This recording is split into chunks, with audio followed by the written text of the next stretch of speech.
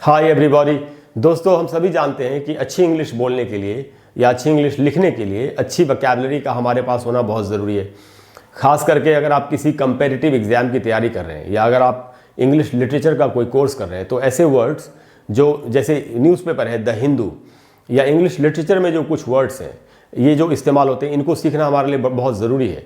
अच्छा दोस्तों, ये जो वर्ड्स हैं ये आम वर्ड से अलग होते हैं और ये डिफ़िकल्ट भी होते हैं। इनका प्रोनाउंसिएशन भी डिफ़िकल्ट होता है, इनकी मीनिंग भी डिफ़िकल्ट होती है और इनको सेंटेंस में कैसे यूज़ करें इसमें भी कभी कभी दिक्कत हो सकती है। तो दोस्तों, आज की क्लास में हम कुछ ऐसे ही वर्ड सीखने वाले हैं। आपको एंड तक ध्यान से पूरे वीडियो को देखना चाहिए और हर वर्ड की मीनिंग, उसका प्रोनाउंसिएशन और सेंटेंस में उसका यूज़ भी सीखना चाहिए। आज की क्लास का नाम है दोस्तों इवोकेटिव एडजेक्टिव्स पार्ट 2।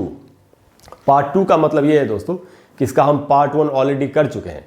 तो आप में से जिन लोगों ने इसका पार्ट 1 नहीं देखा है और आप देखना चाहते हैं, तो मेरे चैनल पर एक प्लेलिस्ट है जिसका नाम है लर्न इंग्लिश वोकैबुलरी सीखें। उस प्लेलिस्ट में आपको इसका पार्ट 1 तो मिलेगा ही, और भी वीडियोस मिलेंगे वोकैबुलरी के ऊपर, जिनको सीख के आपका काफ़ी फ़ायदा हो सकता है। बहुत सारी नई चीज़ें, नए वर्ड्स आपको सीखने को मिलेंगे। तो दोस्तों, इवोकेटिव एडजेक्टिव्स का मीनिंग क्या है? इवोकेटिव का मीनिंग क्या है? पहले तो इसका प्रोनाउंसिएशन हमको सीखना चाहिए। इसको पढ़ना चाहिए दोस्तों इवोकेटिव, इसको इवोकेटिव या एवोकेटिव इस प्रकार से नहीं पढ़ना है। मैं फिर से एक बार बोल के आपको बता देता हूँ। इवोकेटिव कैसे वर्ड्स होते हैं दोस्तों, कैसे एडजेक्टिव्स हो सकते हैं जो हमारी फीलिंग्स को इवोक कर दें।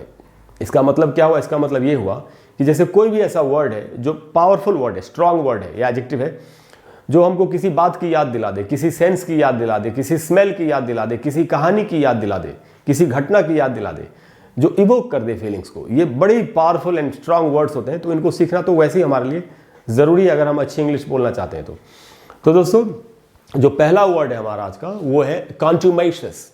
अगर आप इसकी स्पेलिंग को ध्यान से देखें तो स्पेलिंग है CONTUMACIOUS। और कैसे पढ़ेंगे इसको?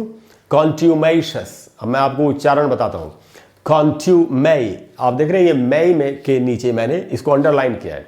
इसमें जो ए का साउंड है वो एक डिफ्थोंग है और वहाँ पर स्ट्रेस है, यानी उधर ही आपको ज़्यादा देर तक रुकना चाहिए।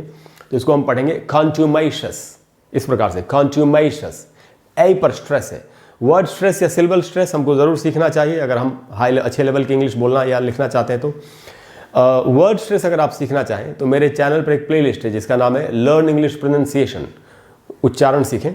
उस प्लेलिस्ट में आपको वर्ड स्ट्रेस के ऊपर, इंटरनेशनल फोनेटिक अल्फ़ाबेट के ऊपर, प्रोनाउंसिएशन के दूसरे रूल्स के ऊपर, टॉप क्लास के रूल्स के ऊपर आपको वीडियोस मिलेंगे। उनको देख करके आप बहुत सारी नई चीज़ें सीख सकते हैं। तो दोस्तों, कॉन्ट्यूमेशियस का मीनिंग क्या है? कॉन्ट्यूमेशियस का मीनिंग है दोस्तों, अगर कोई आदमी स्टबर्न है, अड़ियल आदमी है, डिसोबीडियंट है, बात को नहीं मानता, रिस्पेक्ट नहीं करता, आज्ञा का पालन नहीं करता, ऐसे इंसान को या ऐसे बिहेवियर को भी कॉन्ट्यूमेशियस कहा जाएगा। मीनिंग है दोस्तों लैकिंग रिस्पेक्ट फॉर अथॉरिटी। जो भी अथॉरिटी की पोजीशन में बैठा हुआ है इंसान, उसकी अथॉरिटी को नहीं मानना, उसकी बात को नहीं मानना, उसकी आज्ञा का पालन जो नहीं करे, वही कॉन्ट्यूमेशियस कहलाएगा, चाहे वो इंसान हो चाहे बिहेवियर हो। एक एग्जाम्पल आपको बताता हूँ जो मैंने लिखा है, उससे और भी ज़्यादा अच्छी तरह से समझ में आएगा। जैसे यहाँ एक एग्जाम्पल है कि he behaved in a contumacious manner. Manner का मतलब आप जानते हैं तरीका। तो कहा जा रहा है कि उसने एक बहुत ही अवज्ञाकारी तरीके से व्यवहार किया, यानी उसने उसको जो आज्ञा दी गई थी, जो ऑर्डर दिया गया था, जो बात कही गई थी, जो आदेश दिया गया था, उसको उसने नहीं माना और उसने बहुत ही बदतमीजी, जो जनरल भाषा में हिंदी में बोलते हैं बदतमीजी भरे तरीके से, तो उसने बदतमीजी भरे तरीके से व्यवहार किया, ऐसा कहा गया है। तो ही behaved in a contumacious manner, इस प्रकार से यूज़ करेंगे। अदरवाइज, जैसा मैंने आपको बताया, जैसे एक स्कूल है या कॉलेज है, वहाँ पर जो प्रिंसिपल है वो अथॉरिटी है। जैसे घर में पेरेंट्स अथॉरिटी होते हैं, उसी प्रकार से एक ऑफिस में एक बॉस अथॉरिटी होता है, यानी उसके अधिकार को सबको मानना पड़ता है। तो हम इसको किसी इंसान के लिए भी यूज़ कर सकते हैं। जैसे हम बोल सकते हैं the contumacious student did not obey the orders of the principal. तो इस प्रकार से भी आप इसको यूज़ कर सकते हैं। यहाँ मैंने बिहेवियर के लिए इस्तेमाल किया कि he behaved in a contumacious manner and he is contumacious, ऐसे भी बोल सकते हैं। ही इज अ कॉन्ट्यूमेशियस स्टूडेंट, ऐसे भी बोल सकते हैं। या the contumacious student did not obey the principal, इस प्रकार से भी यूज़ कर सकते हैं। आप समझ गए यूज़ कैसे करना है। तो दोस्तों, ये था कॉन्ट्यूमेशियस। अब हम सीखेंगे दूसरा वर्ड जो कि है कैप्रिशियस। कैप्रिशियस की स्पेलिंग क्या है? CAPRICIOUS। इसको कैप्रिसियस या कैप्रीशियस, इस प्रकार से नहीं पढ़ेंगे। इसमें जो स्ट्रेस है, जहाँ ज़्यादा देर तक रुकना है, वो है प्री में जो ई है, जो बड़ी ई है, दीर्घ ईकार जिसको हिंदी में बोलते हैं, वहाँ पर ही स्ट्रेस है, तो इसको हमको पढ़ना चाहिए कप्रीशस, कप्रीशस, कैप्रीशियस नहीं होगा। ये जो एंड में जो CIOUS है, इसको अक्सर अपने यहाँ अपने कंट्री में हम लोग शियस करके पढ़ते हैं, डिलीशियस, मैलिशियस, इन सारे CIOUS का उच्चारण होता है श और स, शस। डिलीशियस बोलना चाहिए, डिलीशियस नहीं। इस पर भी मेरी वीडियोस हैं प्रोनाउंसिएशन के रूल्स के ऊपर या प्रोनाउंसिएशन के पैटर्न्स के ऊपर। मैं जो आपको प्लेलिस्ट अभी बता रहा था, लर्न इंग्लिश प्रोनाउंसिएशन, जो मेरे चैनल पर है, उस प्लेलिस्ट में आपको इन पर ऐसे वर्ड्स के ऊपर भी वीडियोस मिल जाएंगी जिनमें एकदम करेक्ट प्रोनाउंसिएशन ऐसे वर्ड्स का बताया गया है जो हम डेली लाइफ में यूज़ करते हैं और जिनका हम गलत उच्चारण करते हैं। तो इसको दोस्तों पढ़ना है हमको कप्रीशियस। इसका मीनिंग क्या होता है दोस्तों? इसका मीनिंग है अनप्रेडिक्टेबल, यानी चेंजिंग सडनली। कोई ऐसा इंसान है जिसका बिहेवियर आपको पता नहीं कि कब बदल जाएगा, जिसके बारे में आप कुछ कह नहीं सकते। जैसे कुछ लोग होते हैं जो बहुत शांत होते हैं या गुस्से वाले होते हैं और उनके बारे में हमको पता होता है कि अब अगले ऐसी परिस्थिति में ये आदमी ऐसे रिएक्ट करेगा, लेकिन कुछ लोगों का बिल्कुल पता नहीं चलता। एक कहावत है हिंदी में, पल में तोला पल में माशा, तुरंत कोई हंसने लग जाए, तुरंत गुस्से में आ जाए। तो जो अनप्रेडिक्टेबल है वही इसका मीनिंग है कप्रीशियस का। सेंटेंस से समझते हैं कि कैसे इसको यूज़ करना है सेंटेंस में। एग्जाम्पल से काफ़ी चीज़ें समझ में आती है। जैसे यहाँ किसी के बारे में कहा जा रहा है कि she is known for capricious behaviour, उसका जो बिहेवियर है वो बहुत ही अनप्रिडिक्टेबल है, यानी उसके बारे में हम कुछ कह नहीं सकते, कोई हम पहले से भविष्यवाणी नहीं कर सकते कि उसका बिहेवियर कैसा रहेगा। तो ऐसे लोगों से लोग थोड़ा सा हिचकते वो भी है, थोड़ा कतराते भी हैं। जैसे कोई पार्टी हो रही है तो ऐसे लोगों को बुलाने में से पहले लोग कई बार सोचते हैं कि बुलाए कि ना बुलाए, पता नहीं वो क्या कर दे, उसका बिहेवियर किसी को नहीं मालूम। आप समझ गए कैसे इंसान की बात हो रही है या कैसे बिहेवियर की बात हो रही है। जो अनप्रिडिक्टेबल है, जिसके बारे में कुछ कहा नहीं जा सकता कि वो अगले मिनट क्या करेगा, यही कप्रीशियस है। तो ये कप्रीशियस था दोस्तों। उसके बाद हम एक दूसरा वर्ड सीखेंगे जो कि बहुत ही अच्छा वर्ड है और इसकी स्पेलिंग है EFFERVESCENT। इसको पढ़ेंगे कैसे, इसमें जो स्ट्रेस है वो आपको जरूर सीखना चाहिए दोस्तों। एफवेसेंट, एफवेसेंट, इस पर ये जो वै में जो ए है यहीं पर स्ट्रेस है। एक्चुअली एक सेकेंडरी स्ट्रेस यहाँ पर भी है, ए पर भी। तो थोड़ा सा ए पर भी आप रुक सकते हैं या आप नहीं भी रुक सकते हैं। अगर आपको लगे कि मेरा प्रोनाउंसिएशन खराब हो जाएगा तो आप इसको ऐसे पढ़ सकते हैं। एफ, फ के बाद दोस्तों आधा अ है, यानी फ पर थोड़ी देर के लिए रुकना है। एफवेसेंट, ये ब्रिटिश इंग्लिश में उच्चारण है। अमेरिकन इंग्लिश में इसका उच्चारण होगा एफरवेसेंट, ब्रिटिश इंग्लिश में होगा एफवेसेंट। आप समझ गए अच्छी तरह से। इसका मीनिंग क्या है दोस्तों? अब इसकी मीनिंग है बहुत ही lively, full of energy, enthusiastic जो लोग होते हैं, excited, enthusiastic, full of energy अगर कोई है तो ऐसा बिहेवियर, ऐसे आदमी सबको एफवेसेंट कहा जा सकता है। कैसे एग्जाम्पल से समझते हैं। जैसे यहाँ एक एग्जाम्पल है, हर personality is effervescent in nature. कोई ऐसा इंसान है, कोई ऐसी लड़की है जिसका जो स्वभाव है वो ऐसा है कि वो हमेशा एनर्जी से भरी होती है, हमेशा इंथ्यूजियास्टिक होती है, उत्साह से भरी होती है। तो ऐसे इंसान के लिए, ऐसे बिहेवियर के लिए हम एफवेसेंट वर्ड का इस्तेमाल करेंगे। Her nature, her personality is effervescent in nature. आप ऐसे बोल सकते हैं, young people are effervescent and energetic, कि जो यंग लोग होते हैं वो हमेशा एनर्जेटिक होते हैं और इंथ्यूजियास्टिक होते हैं, इंथ्यूजियाज्म से भरे होते हैं, फुल ऑफ एनर्जी होते हैं। तो ऐसे भी आप इसको यूज़ कर सकते हैं।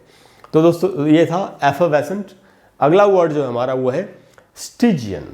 स्टिजियन कैसे पढ़ेंगे दोस्तों? पहले स्पेलिंग बता दूं आपको, STYGIAN, और इसमें टी में जो ई है, जो बड़ी ई है, दीर्घ ईकार जिसको बोलते हैं हिंदी में, हिंदी व्याकरण में, स्टिजियन ऐसे पढ़ेंगे, स्टिजियन, स्टिजियन। इसका मीनिंग क्या है दोस्तों? इसकी मीनिंग जो है वो है, आपको इसकी मीनिंग थोड़ी समझनी चाहिए ठीक से। Very dark and therefore frightening. कोई बहुत ही अंधेरी जगह और बहुत अंधेरा होने के, वहाँ पर होने के कारण अगर वो हमको भयभीत भी करे, डरावनी भी जगह हो, डर भी लगे, ऐसे डार्कनेस, ऐसे डार्क प्लेस को स्टिजियन, या ऐसे डार्कनेस से भरी हुई बात को, माहौल को, जगह को, चीज़ को, डर को, दुख को, सब के लिए स्टिजियन का इस्तेमाल कर सकते हैं। मैं आपको इसकी थोड़ी सी हिस्ट्री बता दूं। ये जो वर्ड है दोस्तों, ये ग्रीक मिथोलॉजी का वर्ड है और ग्रीक मिथोलॉजी में ये बिलीफ है, या जो क्रिश्चियन मिथोलॉजी है उसमें ये बिलीफ है, जैसे हमारे में, हम लोगों में, इंडियंस में क्या बिलीफ है कि स्वर्ग जो है वो आसमान में होता है और नर्क भी आसमान में ही होता है, ऐसा हमारा बिलीफ है।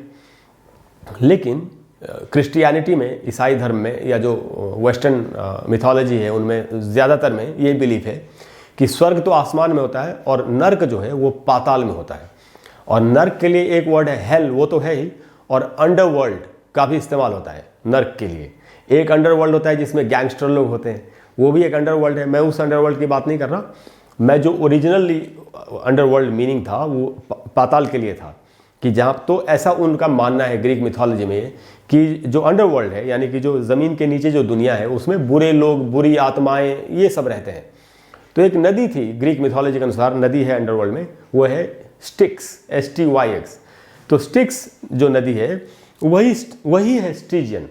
तो जब लोग उनके यहाँ जब मृत्यु होती थी, डेथ होती थी, तो जो आत्मा है किसी आदमी की, किसी मृतक की, उसको उस नदी से होके क्रॉस करके जाना पड़ता था, क्योंकि ऐसा ही उनकी डेस्टिनी में था। तो अब वहाँ अगर जाएंगे वो, तो वहाँ तो बहुत ही डार्कनेस है, अंडरवर्ल्ड में तो अंधेरा होता है पूरा, तो बहुत अंधेरी जगह, डर भी लगता है। अब आप समझ गए इसको कहाँ कैसे यूज़ करना है। तो जो अंडरवर्ल्ड में जो नदी है, वो अंडरवर्ल्ड में पूरा डार्कनेस है, उधर कितना डर लगता होगा आदमी को। तो यही इसका मीनिंग है स्टिजियन का, very dark and therefore frightening. Use कैसे करेंगे? अच्छा, इसको आप जगह के लिए, इसको ग्लूम के साथ, ग्लूम का मतलब होता है दुख, विषाद, उसके साथ भी आप यूज़ कर सकते हैं। तो जैसे एक एग्जाम्पल है दोस्तों, he spent the night in the Stygian cave. किसी को एक रात किसी गुफा में, केव का मतलब है गुफा में, बितानी पड़ी, और वो जंगल के बीच में थी गुफा, या कहीं पहाड़ के अंदर थी, और काफ़ी अंधेरा था वहाँ पर, बट उसके सामने कोई चारा नहीं था। वो, अब उसको काफ़ी डर भी लगा होगा, कितना घनघोर अंधेरा वहाँ पर रहा होगा। तो इसी बात को बताया जा रहा है कि he spend the night in the Stygian cave. तो इस प्रकार से आप इसको यूज़ करेंगे। अच्छा दोस्तों, उसके बाद जो अगला वर्ड है हमारा वो है वल्पाइन, और इसका स्पेलिंग है VULPINE। इसको पढ़ेंगे कैसे?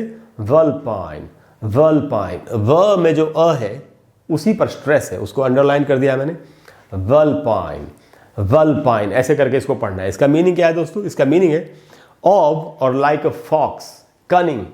जैसे लोमड़ी जो होती है, तो लोमड़ी की तरह या लोमड़ी के जैसा, यानी कनिंग, यानी धूर्त, धूर्तता से भरा हुआ, चालाकी से भरा हुआ।